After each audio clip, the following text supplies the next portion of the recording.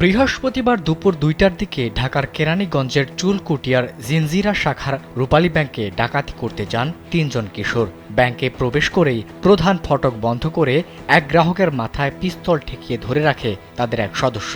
এরপর তাদের মধ্যে আরও একজন পিস্তল হাতে নিয়ে ক্যাশ কাউন্টারে গিয়ে সঙ্গে থাকা ৩টি ব্যাগের একটিতে টাকা ভরতে থাকে। এ সময় ডাকাত দলের বাকি একজন ছোরা হাতে নিয়ে দাঁড়িয়ে থাকে।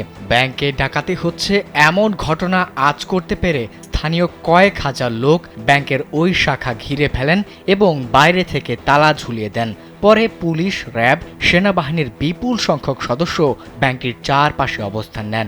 খবর পেয়ে ঘটনাস্থলে উপস্থিত হন র্যাব ১০-এর অধিনায়ক অতিরিক্ত ডিআইজি খালিদুল হক হাওলাদার, ঢাকা পুলিশ সুপার আহমেদ মুহিত সহ ঊর্ধ্বতন কর্মকর্তারা।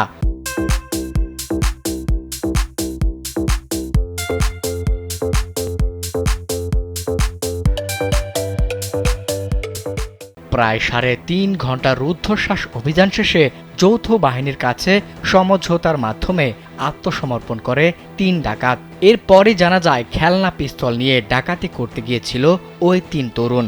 আটককৃত ৩ ডাকাতের নাম আরাফাত, সিফাত ও নীরব। ৩টি ব্যাগ সহ তাদের আটকের পর একটি ব্যাগ থেকে ১৮ লাখ টাকা উদ্ধার করা হয়।